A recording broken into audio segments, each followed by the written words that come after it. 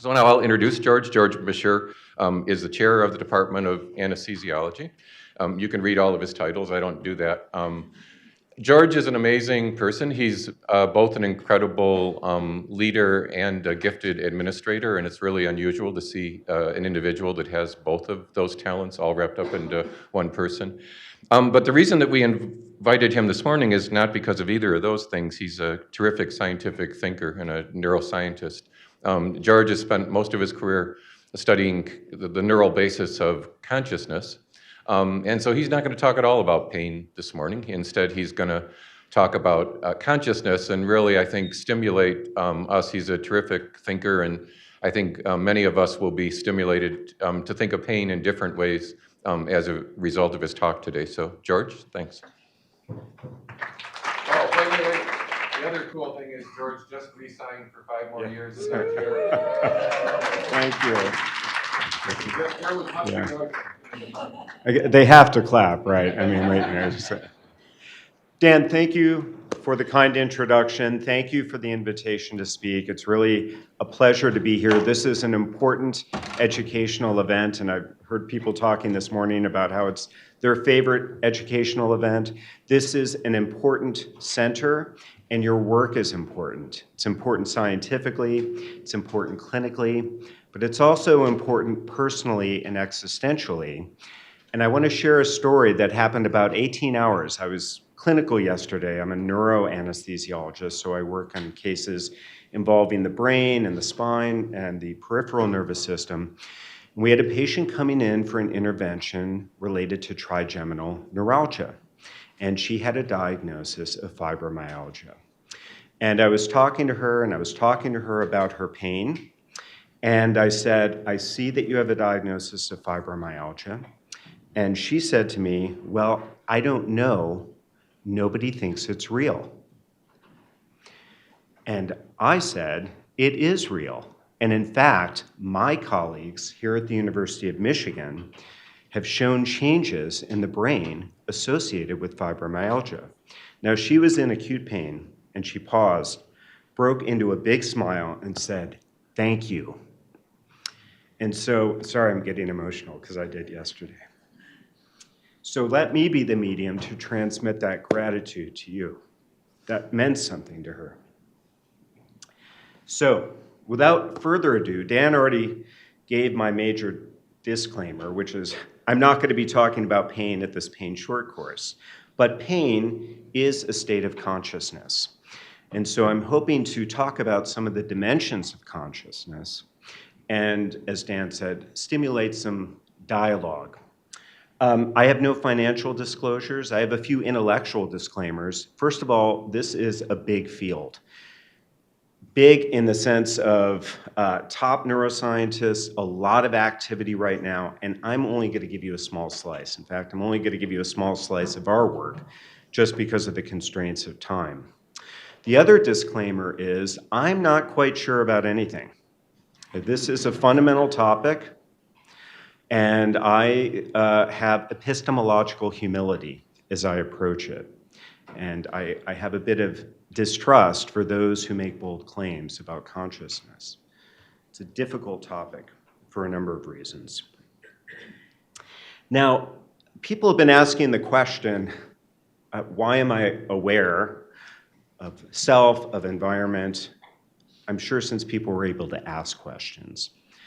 But the science of consciousness as we know it today actually didn't coalesce until the mid-1990s, which is relatively recent if you compare that to biology or physics or other sciences. It was really delegitimized as a topic of serious scientific inquiry for most of the 20th century, primarily because of the dominant paradigms of the mind at the time, behaviorism, which had frank antipathy to consciousness, focused more on environmental input and behavioral output, and also psychoanalysis, which marginalized consciousness. Consciousness is merely the tip of the iceberg, as per Freud, of cognitive activity. And he was probably right about that. But it really wasn't until the late 80s, the 1990s, a number of public intellectuals, Nobel laureates such as Francis Crick, Gerald Edelman, who's an immunologist. Roger Penrose, who is a mathematical physicist who worked with Stephen Hawking and won the Nobel Prize several years ago for his work on black holes, started to turn their attention to consciousness. It brought it legitimacy. The first journals appeared. The first multidisciplinary scientific conference happened in 1994. So relatively young science. And one of the first formal research programs was to address the question, what are the neural correlates of consciousness? What are the minimal neuronal mechanisms or events that are jointly sufficient to account for a specific conscious percept? And this was proposed as a formal research program by Francis Crick and Christoph Koch, who is a computational neuroscientist, formerly at Caltech, now at the Allen Institute. And the primary goal was actually to bring the discourse of consciousness out of the realm of philosophy and metaphysics and into the realm of neurobiology. Now, 30 years later, think about all the advances. This crowd certainly knows the advances in neuroimaging, neural circuit manipulation, computational neuroscience. And yet, despite all this progress, we are still grappling with the question of whether the neural correlates of consciousness are in the front of the brain or in the back of the brain. And I am not exaggerating the coarseness of the dialogue. There was an article in the Journal of Neuroscience about 5 years ago, and the title was, "Are the neural correlates of consciousness in the front of the brain or in the back of the brain?" So I'm taking this straight from the title. And the theoretical controversies and empirical controversies right now center around the role of the prefrontal cortex. And many theories of consciousness, but for example, higher order thought theories suggest that the prefrontal cortex, in particular the dorsolateral prefrontal cortex, generates consciousness because it forms meta-representations. So there's a primary representation, a first-order representation, let's say bisensory cortex, and then there is a meta-representation going on in the prefrontal cortex of an I, of me, experiencing that something in the environment. So that's the source. For integrated information theory, by contrast, which is a prominent theory of consciousness, conscious experience is generated in the posterior part of the brain, a confluence of sensory and association cortices, referred to by the nickname of the posterior cortical hot zone of consciousness. And this divides two classes of theories of consciousness. Those focused on the posterior part of the brain, sometimes referred to as perceptual theories of consciousness, anterior part, cognitive theories of consciousness. And within these cognitive theories of consciousness, which involve the prefrontal cortex, there's another division. Re-representationalist, which I just described, and higher order thought theory, and also relationist theories. And one of the most prominent relationist cognitive theories of consciousness is the global neuronal workspace theory. And this is a theory that describes an engagement and a reverberation of anterior and posterior cortex, a kind of dialogue that is stimulated by what is referred to as an ignition in the prefrontal cortex. This is an active area of inquiry. The Templeton Foundation has provided major funding for what is referred to as an adversarial collaboration, so pre-specified experiments, interpretations, everybody on board, the science happens, and then the chips fall where they may. And this is going on right now, so it's a big topic. Now, all might not be lost in terms of these seemingly disparate brain areas and theories that are associated with them because they're different forms of consciousness. And I can spend the next hour talking about that. In fact, I do spend an hour talking about the nomenclature of consciousness for a neuroscience graduate program because it's complicated. But there are two major forms of consciousness that have been described and delineated by the philosopher of mind, Ned Block. The first is phenomenal consciousness. That's pure experience, so to speak. And the other is access consciousness. That's what the brain does with that experience and connects it to a broader cognitive array of processing, such as working memory or generating a verbal report or an action plan. So integrated information theory might be more of a theory related to phenomenal consciousness. Global neuronal workspace theory might refer more to conscious access. And that's the form of consciousness that we're experiencing right now. You can experience something, you might remember me, you might be formulating something in your mind, holding something in working memory. That's access consciousness. Now, there's another important distinction, and this gets to the title of the talk, and that is the dimensions of consciousness. This framework has been around since the mid-2000s by Belgian neurologist Stephen Lories. And what you can see on the x-axis is the level of consciousness. That's the global state of arousal. You're awake, somnolent, sleeping, anesthetized, comatose, brain dead. Global state of arousal. On the y-axis is the content of consciousness. That's the qualitative aspect of what you're experiencing. The redness of the rose, the blueness of the sky, what philosophers refer to as qualia, the qualitative aspects of experience. And you can see a variety of different states that are mapped onto this. So unresponsive wakefulness syndrome, which used to be referred to as the vegetative state, there's evidence of wakeful behavior. The eyes are open, there are sleep-wake cycles, but this is happening presumably in the absence of consciousness. Now, we could have a long dialogue about this. Why are there only two dimensions? In fact, there are frameworks that include multiple dimensions. Why are they orthogonal to one another? Does it really make sense that we could have absolutely no level of consciousness but have really rich phenomenology? Or conversely, that we could have a high level of consciousness but not have one pixel of experience going on? So putting those questions aside, I'm just going to use this as a framework. I'm going to start by talking about content of consciousness, or what has been proposed as the neurobiology associated with the content of consciousness, viewing this through the lens of the global neuronal workspace theory. And the first papers, one of the first papers, providing evidence for this was a study in humans with the visual modality and electrophysiology, suggesting that occurrences in V1, which is the primary visual cortex, the occipital lobe, and even in higher order visual cortex, was not associated with conscious experience in the visual modality. In fact, it was this longer latency activity happening around 270 milliseconds and a more extended cortical network. And for the purposes of this talk, it's important to note that not only are there the two classical ventral and dorsal feed-forward streams of visual processing, but there is also recurrent activity. These arrows are bidirectional. This comes up in the literature under a variety of different names: recurrent processing, reentrant, reafferent, reverberant, feedback processing.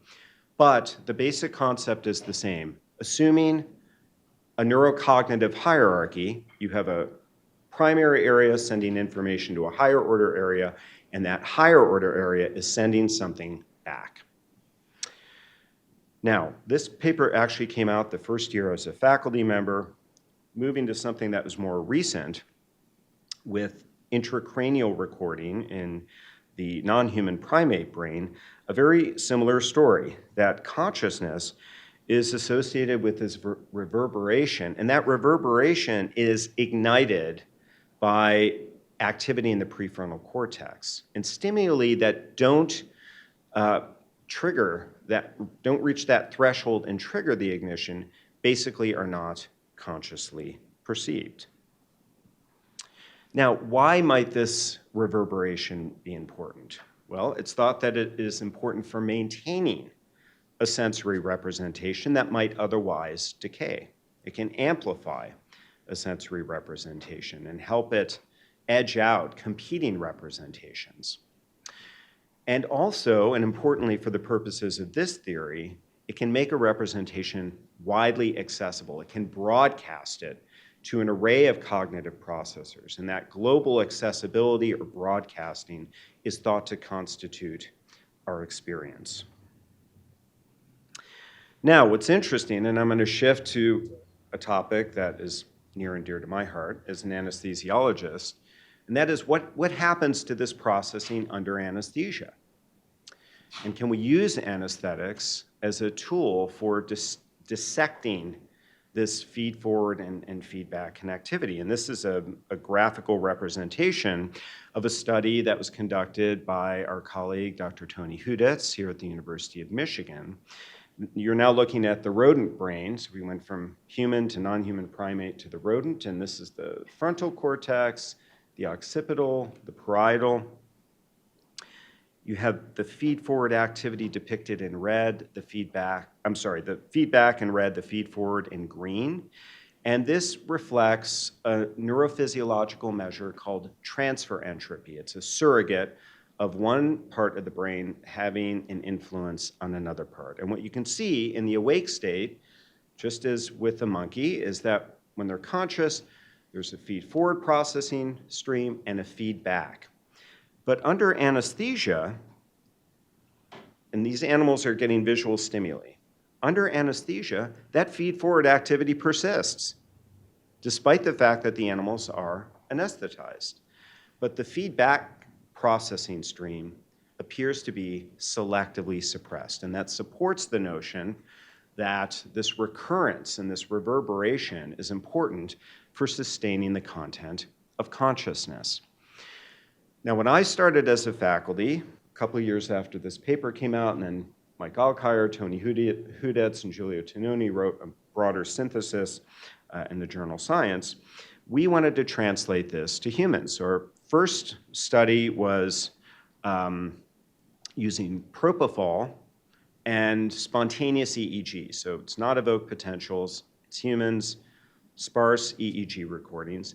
And we found that in the human brain, the feedback connectivity was dominant, not entirely surprising because that would map onto the structural neuroanatomy, that it selectively went away during propofol anesthesia and it returned upon recovery. So that was interesting.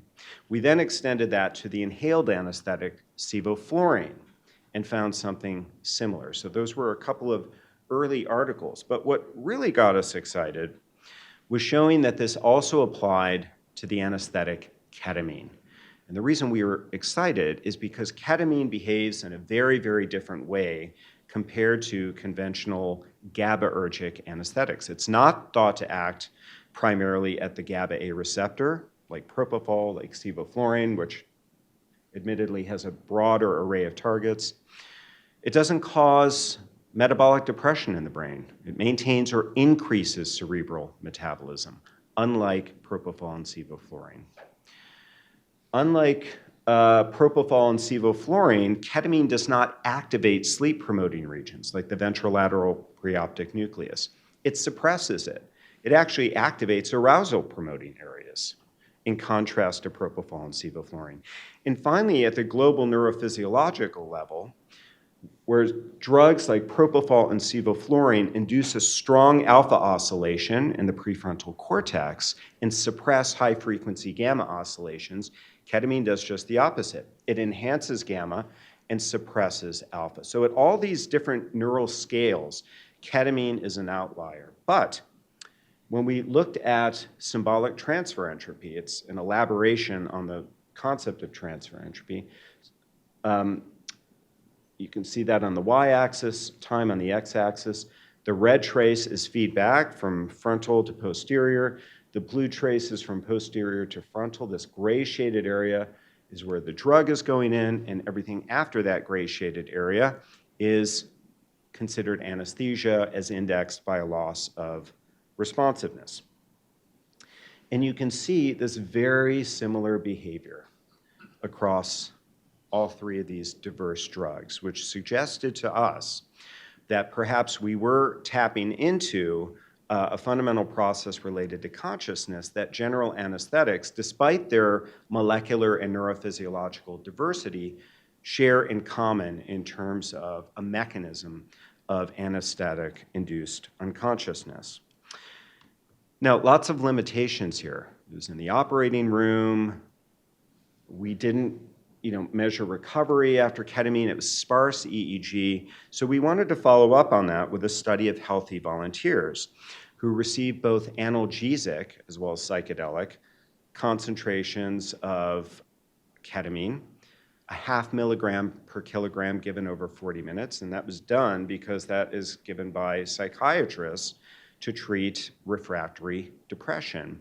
And then following that, we gave an anesthetic bolus dose. And 128 channel EEG, a different measure of directional connectivity, but similar principles. And what you can see, you're looking here at a connectogram. And what you have here in the 10 hertz range is this front to back activity. You could see it depicted in another way here with these arrows to give you the sense of the net directionality. And you can see, again, the frontal area, it's the nose and the ears, this frontal to posterior wave that hangs on during subanesthetic ketamine, then it disappears, and then it returns upon recovery. We wanted to study this at the neuronal level, so started with surgical patients, then healthy volunteers, and then we studied it in monkeys with my colleague, Dr. Cindy Chestek, in biomedical engineering. So you're looking at multi-electrode arrays in primary sensory and primary motor cortex, and we looked at neuronal interactions with transfer entropy. And you can see that this interaction across these cortical areas is disrupted by ketamine. And what we also showed, and I'm not depicting it here, is that primary sensory cortex could still represent the environment, despite the fact that the monkey was anesthetized with ketamine. But if you look over here at the local field potentials in S1, you can see that there is an enhancement of gamma, as I described, and a depression of beta. And that is important in the context of this feed-forward, feedback story, because feed-forward processes are higher frequency in the gamma bandwidth. Feedback processes are lower frequency in the beta and the alpha bandwidth. And so this is consistent with a maintained or enhanced feed-forward connectivity and a suppressed feedback or reentrant processing. Now, colleagues in France, including some of the colleagues who are the originators of the global neuronal workspace theory, followed up on this in a study of non-human primates and dynamic MRI, and showed that there is a rich interaction across anterior and posterior cortex in the awake monkey, that's the lateral and medial surface. But you can see under ketamine, propofol, and sevoflurane, the 3 drugs that we studied in humans, that there is a consistent suppression of that dialogue. Now, I had the great pleasure and privilege of working with Stanislas Dehaene and Jean-Pierre Changeux, who are the originators of the global neuronal workspace theory, which is derived from the global workspace theory by Bernard Bars, which was published in the 1980s, to synthesize several decades on this theory, including how we become unconscious. And what we would suggest is that the disruption of this frontal-parietal dialogue essentially shifts the brain into a more feed-forward processing mode associated with unconsciousness. Now, like everything else, the more you start thinking about it and the more you start studying it, the more complicated it becomes. And what we found empirically is that this wasn't just a static disruption of frontal-parietal connectivity. Our studies, primarily and those of others, were looking at a baseline conscious state and what happened right after you got anesthesia, by and large. But we conducted several studies where we recorded for a longer period of time in the operating room with multi-channel whole scalp wireless EEG, and also in healthy volunteers. And what our multidisciplinary team found in these back-to-back articles is that it is true that frontal-parietal connectivity gets depressed right after the induction of anesthesia, but then it comes back. And then it toggles across different states. The anesthetized state is dynamic. Now, you might say, well, of course it is. If you're in surgery, you're getting varying levels of surgical stimulus, noxious stimuli. Of course, your brain is going to be responding in different ways. But the cool thing about this is that the parallel study was in healthy volunteers without any exogenous stimulation. High-density EEG, super therapeutic anesthesia for 3 hours, and we saw the same non-random, these were structured transitions reflecting intrinsic neural dynamics in the anesthetized state. And Surui Wang and Tony Huditz and myself and others followed this up with a study in fMRI, focused not on spatial circuits, but on temporal circuits, how the brain cycles through different functional brain states. And as you well know, the default mode network and the dorsal attention network, for example, and each of these circles represents a functional brain network, and the arrows reflect transition probabilities. There's an anti-correlation between those different networks. And what we found is that in the anesthetized state, the dynamic didn't go away. It just shifted to something else that excluded the default mode network and the dorsal attention network from that temporal circuit. And I think this is an important lesson. It was an important lesson for me that it's not just lights out with anesthesia. It's a dynamic state. It's driven by intrinsic neural dynamics. And I would think that other such states that you're studying, especially in the nociplastic pain population, it's about a shift in dynamic, not about a static change in functional connectivity. Now, where I think this work gets really aligned with the work that is going on in the Chronic Pain and Fatigue Research Center was a follow-up study the next year showing that the anterior insula appeared to be a gate that regulated that switch between default mode network and dorsal attention network. And also in a separate paradigm within the same study, it's pre-stimulus activity in the anterior insula predicted conscious access to seeing this face, as you can see depicted here in this visual abstract. I know of the great work that has gone on in the CPFRC related to the role of the anterior insula and thinking about that as a gating area for conscious access to different qualitative experiences such as chronic pain certainly seems to be very much aligned with this. And in fact, work with Ishtayak and many in this audience, I believe there's now a paper in Press in Pain that has taken some of this approach to focus on the role of the insula, state transitions, and nociplastic pain. So to summarize this portion of the talk, there's evidence supporting broad cortical network engagement and conscious experience, including the prefrontal cortex. The prefrontal cortex is functionally disconnected during anesthesia, and supporting some theories of consciousness, there is apparently a selective suppression of that feedback connectivity. But importantly, consciousness, the anesthetized state, these are dynamic processes that have structured network transitions that are driven in part by intrinsic neural dynamics. Okay, so, for a long time I've thought, pain is a state of consciousness, content of consciousness, really great alignment there. But it wasn't actually until the past year that I realized and thought, wait a second, this isn't just the Chronic Pain Research Center, it's the Chronic Pain and Fatigue Research Center.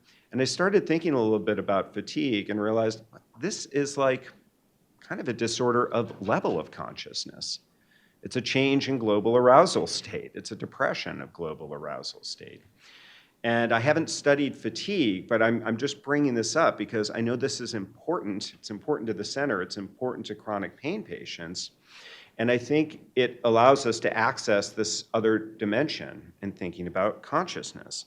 And when we think about this controversial role of the prefrontal cortex and the content of consciousness, there's a much stronger argument to be made when it comes to the level of consciousness.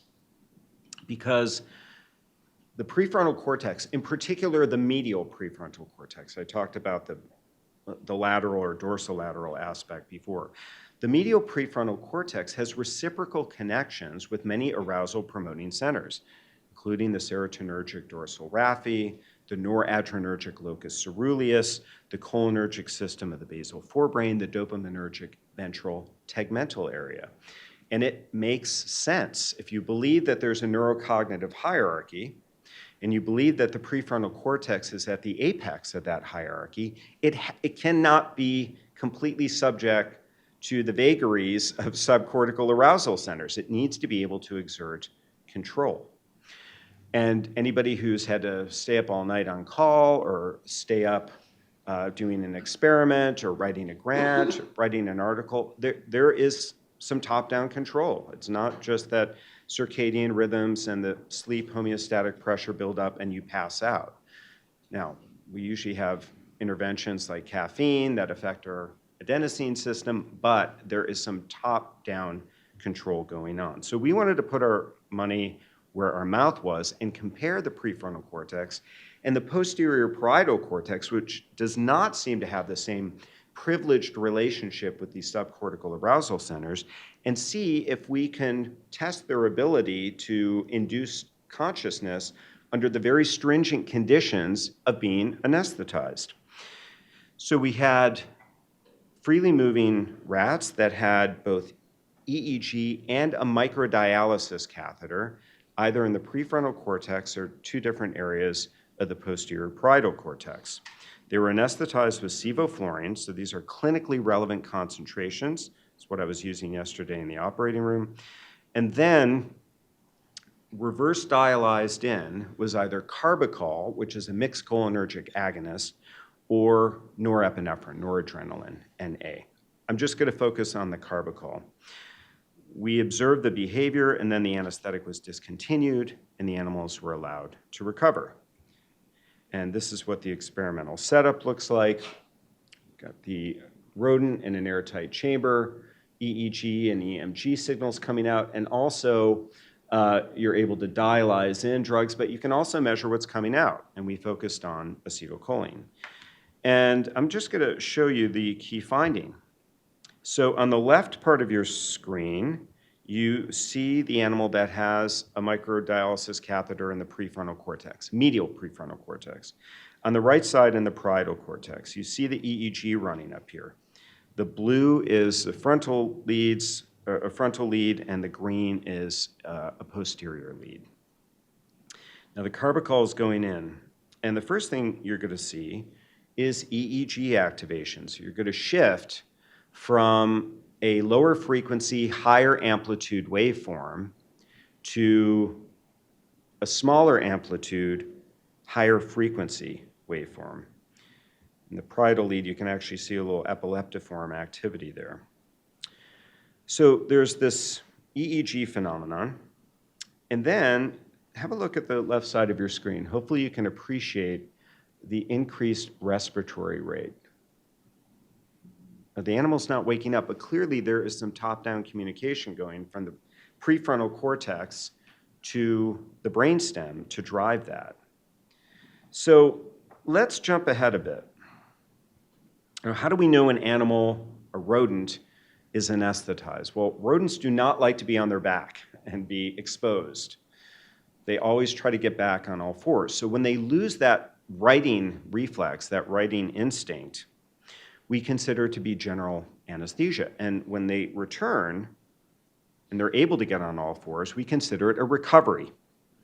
And this animal has now recovered the righting reflex. And I'm going to jump ahead here. And you can see there's a lot of hardware and wiring there that it's trying to navigate. But it's hanging out over here, despite the fact that it is still breathing clinically relevant concentrations of sevoflurane that were keeping my patients asleep yesterday during major surgery.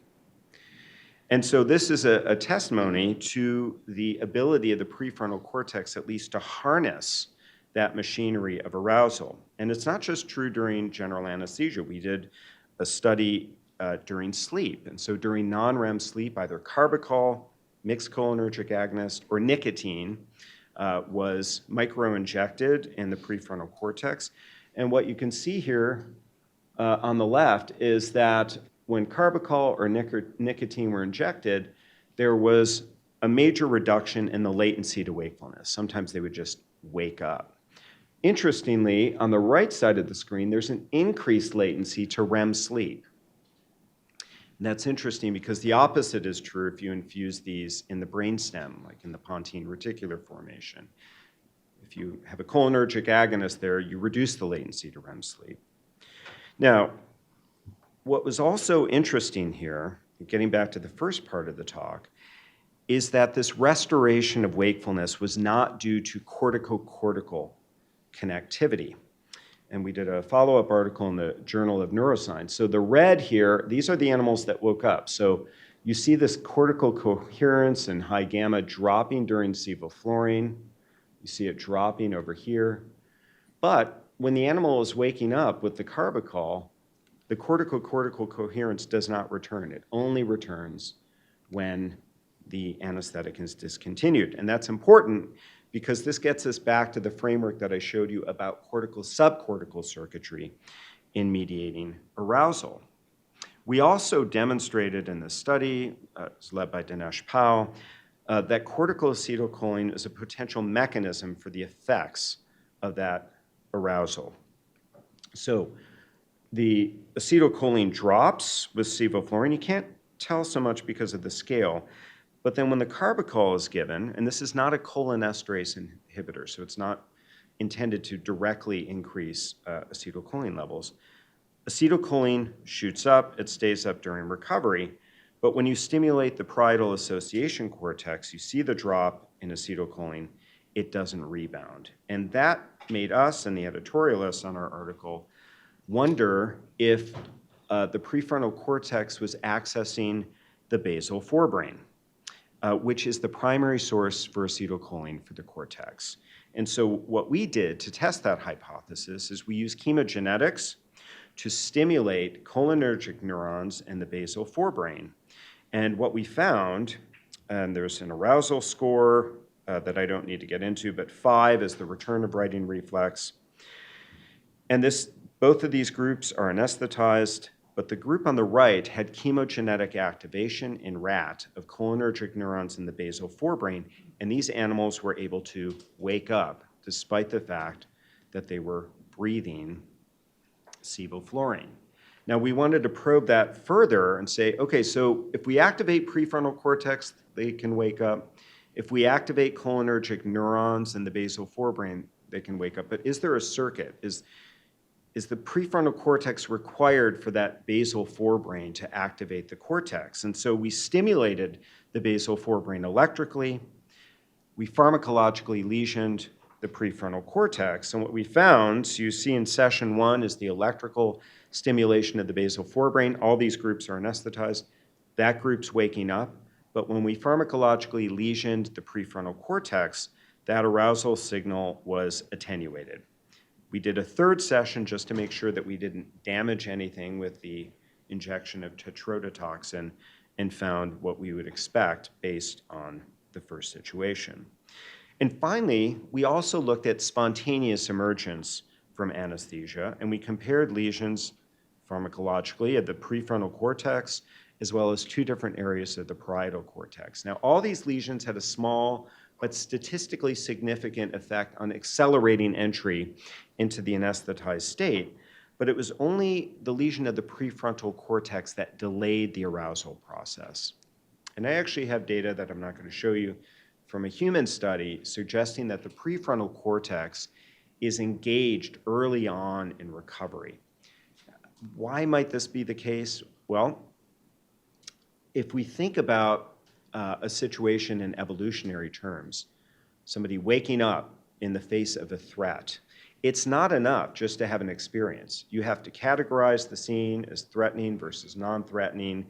You have to focus attention. You need to come up with a plan. You need to execute that plan motorically. You need an executor in order to get out of that situation. And this might be, and this is speculation, This might be why the prefrontal cortex plays a role in efficient recovery from anesthesia. To summarize this part of the talk, cholinergic stimulation of the prefrontal cortex, but not parietal cortex, can reverse traits of anesthesia. It can also reduce the latency to wakefulness when delivered during slow wave sleep. And this basal forebrain prefrontal cortex communication appears to be critical for efficient arousal. Now, just 2 more slides. I want to return to this. So we talked about these 2 different dimensions, and this framework has been around since the mid-2000s, but it's been a conceptual framework. It's been a heuristic framework. But what are these dimensions? Are these dimensions encoded in the brain? And again, Dr. Zerui Wang and Tony Huditz and myself explored that and found evidence that the functional geometry of the cortex, so the cortical gradients of functional connectivity, might encode these dimensions, and that we can construct a kind of map with these different gradients of awareness, arousability, sensory organization that behave in ways that we might predict. So propofol deep sedation, for example, is depressing awareness, but arousability is maintained, and in fact, you can arouse somebody from that sedation, compared to propofol general anesthesia, by contrast. We studied other states as well, and this would beg the question, where does pain fit here? What does pain look like in the acute state? What does nociplastic pain look like? I think this would be an interesting question to explore. So I want to conclude by acknowledging the National Institutes of Health for current funding, both conducting and promoting research. I want to thank all my colleagues at the Center for Consciousness Science, and I referenced much of their work. Finally, I would like to thank you again for the invitation. Thank you for all your work. Thank you for your kind attention, and I'll be happy to address any questions you have. Thank you.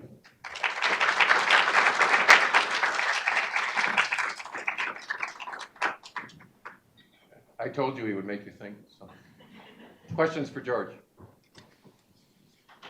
Yes. Jason. Thank you so much. That was really thought-provoking. I want to ask a somewhat naive question, which is if circuits described in consciousness are a human or, say, higher order species dependent thing, I'm thinking of like aplesia.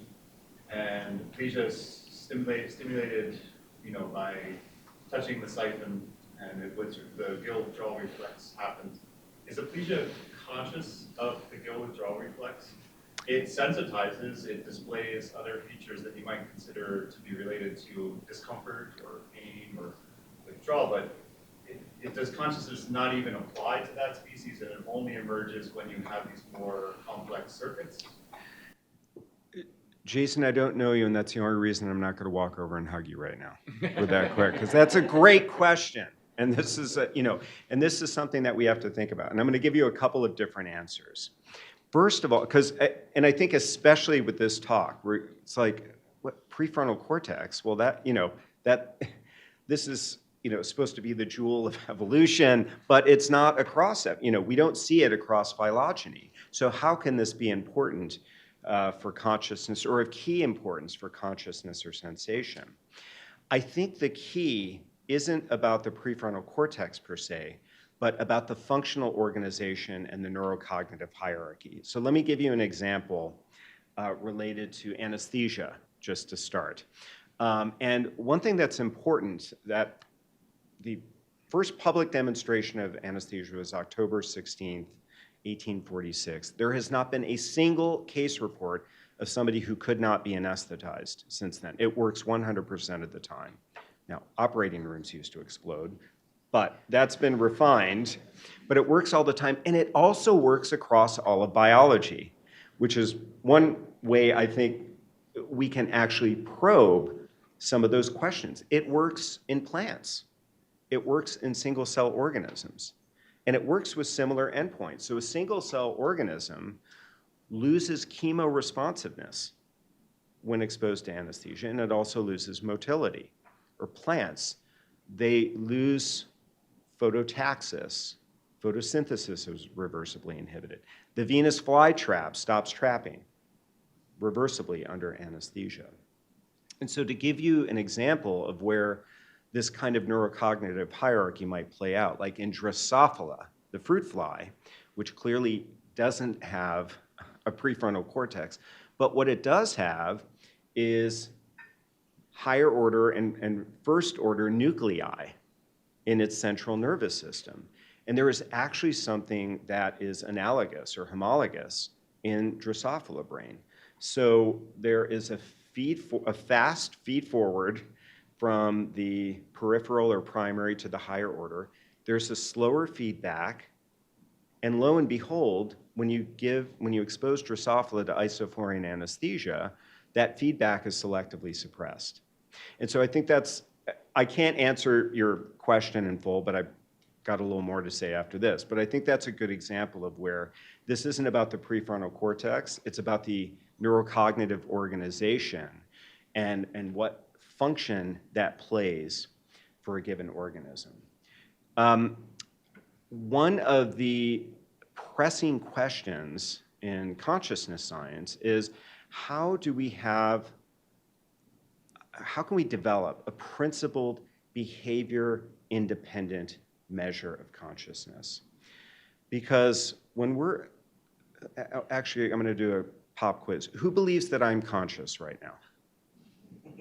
A robust 50% of the audience. I'm killing it here.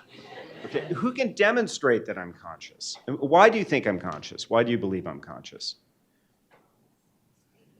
Yeah, right. I'm moving. I'm doing things. I'm speaking. I'm reporting things. I'm in motion. I'm responsive.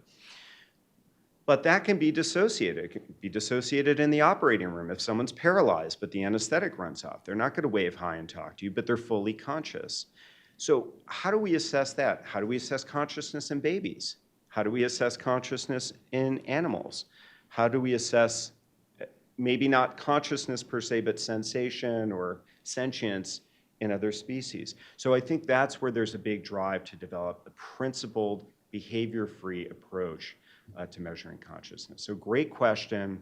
Again, I'm excited about the possibility of anesthetics to help probe that because they work across all of biology. Other question? Frank? It's a really fantastic spot and question for that.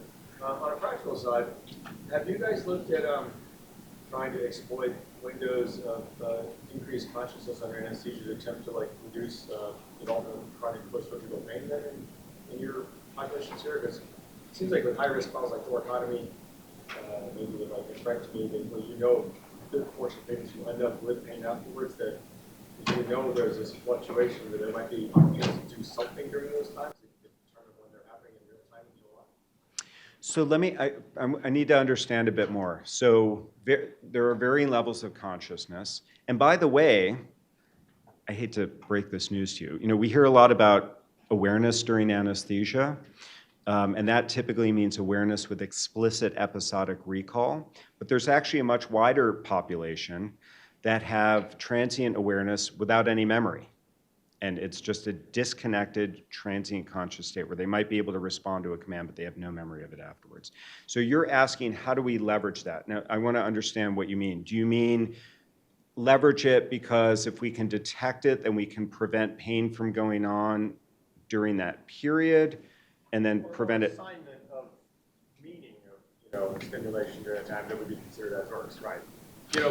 You've probably heard about that. You probably do this yourself. These patients come up with a brief set of instructions from this one manual they've all been given on how to minimize problems with recovery, and you're supposed to whisper into their ear beginning and end of anesthesia. Okay. Essentially, the set of mantras, and that almost sounds like you're doing some stuff that's just at certain points where you might do some sort of intervention. I'm not saying exactly, but Okay, I was wondering if that's where you're going, but I wanted to tease that out. So it's a great question. I don't know the answer. We're not doing anything like that. There have been people who have studied implicit learning and also suggestibility during the anesthetized state, or, as you said, preoperatively. That hasn't been an active area of investigation for us. And I think the implicit learning during anesthesia is still murky waters. But very interesting question.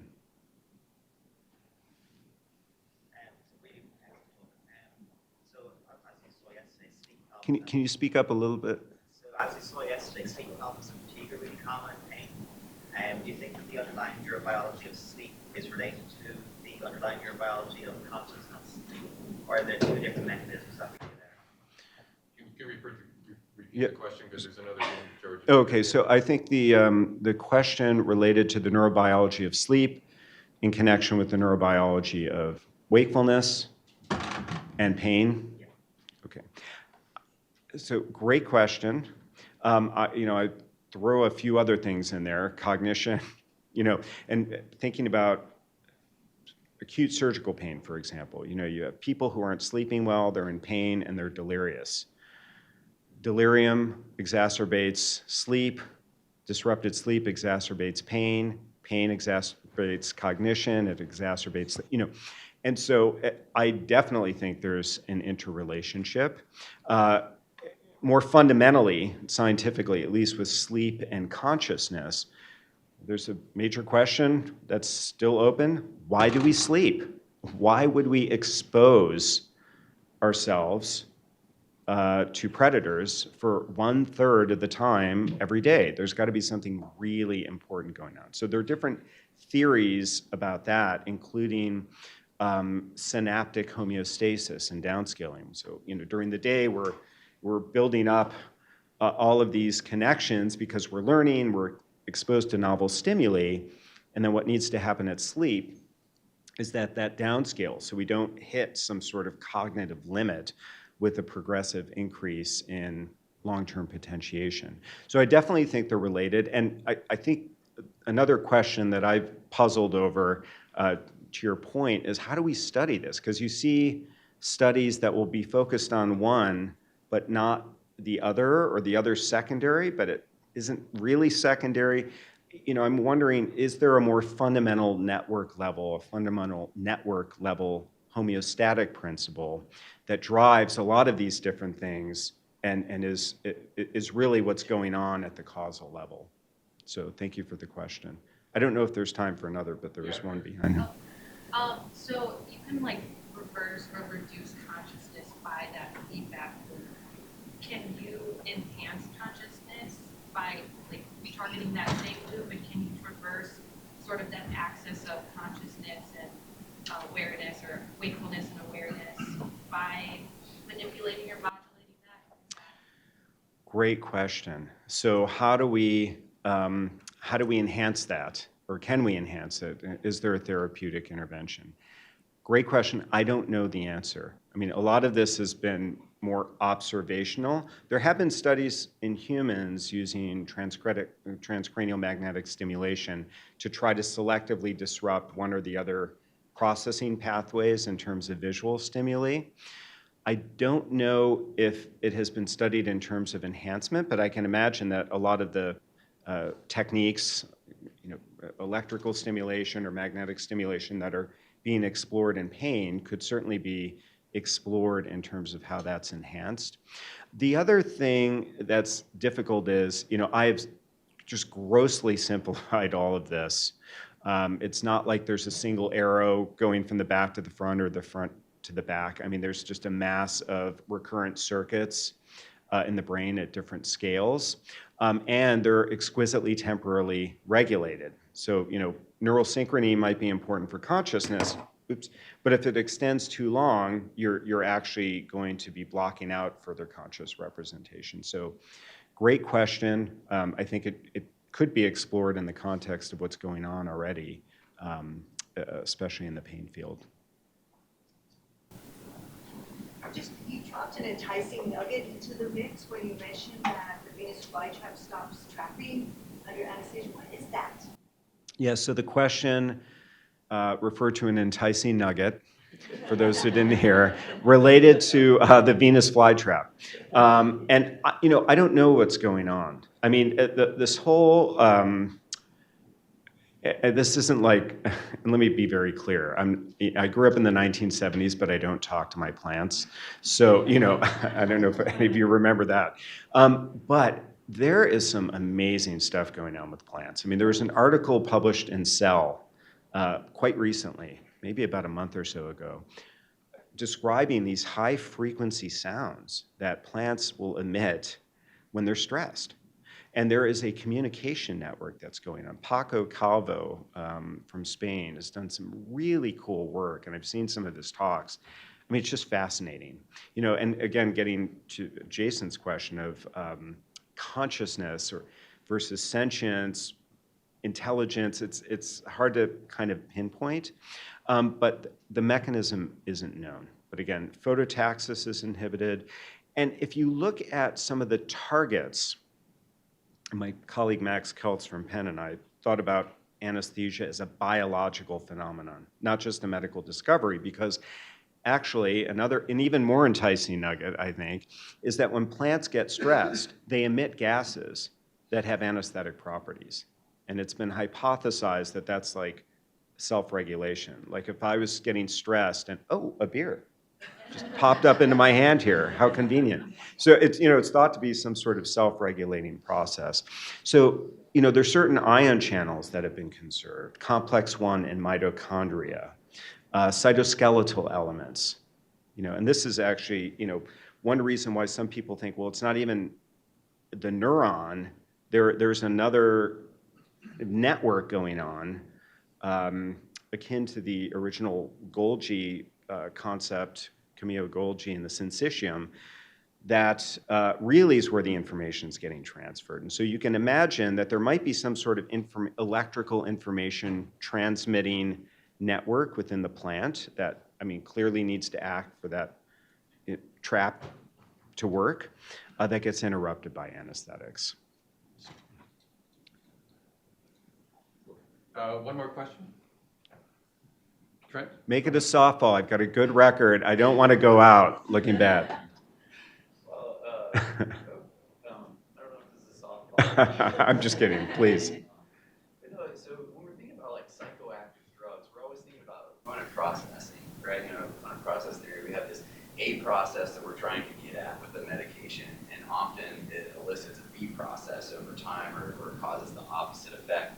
And I was just wondering, it seems like we have medications that can cause an A process of reducing consciousness or making people unconscious. And then we also have this problem of we don't really have a full grasp on what the B process is or what is consciousness. And just maybe wondered if anybody has ever exploited a component process and the fact that we have these medications to study consciousness as maybe an upregulated B process, or if there's a sensitization of the substrates in consciousness by repeated administrations of anesthetics.